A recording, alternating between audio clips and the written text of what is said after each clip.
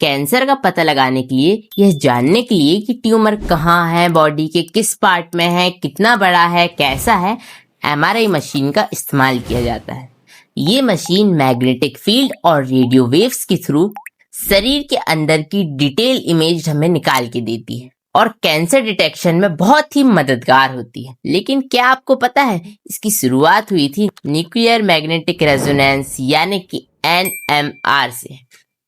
1920 से 1930 के दौर में वैज्ञानिक यह पता लगाने की कोशिश कर रहे थे कि एटम्स और उनके न्यूक्लियस का स्ट्रक्चर कैसा है और वो कैसे काम करते हैं।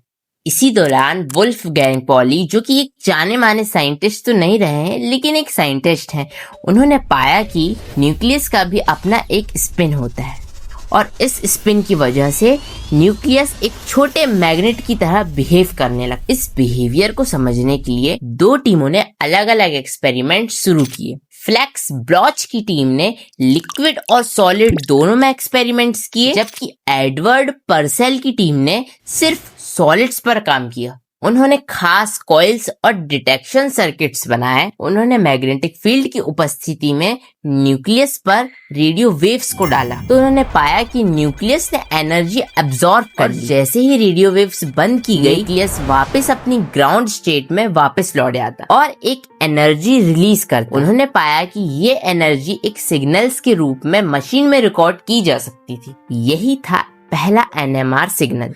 यहीं से साइंटिस्टों को समझ में आया कि न्यूक्लियस एक खास मैग्नेटिक फील्ड की फ्रीक्वेंसी पे रेडियो वेव्स को एब्जॉर्ब करता है और इमिट करता है, और ये फ्रीक्वेंसी हर एटम और हर मॉलिक्यूलर एनवायरनमेंट पर अलग अलग होती है। यानी कि एनएमआर से साइंटिस्ट मॉलिक्यूलर स्ट्रक्चर को समझने लगे थे। लेकिन असली मेडिकल रिवॉल्यूशन चालू हुई 1970 के दशक में। रेमोंड डेमेडियन, जो कि एक डॉक्टर और साइंटिस्ट दोनों थे, उन्होंने इसे एक अलग नजरिए से सोचा। उन्होंने इसे मेडिकल फील्ड के पॉइंट ऑफ व्यू से देखा।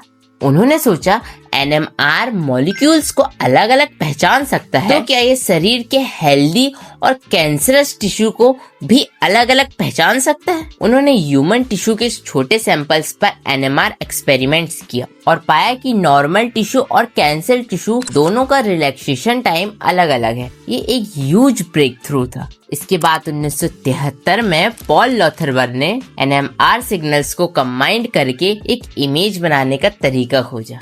उन्होंने ग्रेडियंट्स का इस्तेमाल करके सिग्नल्स को स्पेशली मैप किया और पहली बार एक 2D इमेज बनाई। कुछ साल बाद पीटर मैन्सफील्ड ने इस टेक्निक को एडवांस किया और यहीं से जन्म हुआ MRI यानी कि मैग्नेटिक रेजोनेंस इमेज का। और आज MRI दुनिया की सबसे powerful non invasive medical imaging technique है, जिससे ट्यूमर, ब्रेन, स्पाइन, जॉइंट और शरीर के लगभग हर हिस्से को डिटेल और सेफ तरीके से देखा जा सकता है। MRI मशीन शरीर के अंदर की डिटेल इमेज बनाने का काम करती है। इसमें पेशेंट को सबसे पहले एक पावरफुल मैग्नेट में रखा जाता है, जिससे शरीर के हाइड्रोजन एटम्स अलाइन हो जाते हैं जैसे छोटे छोटे कंपास।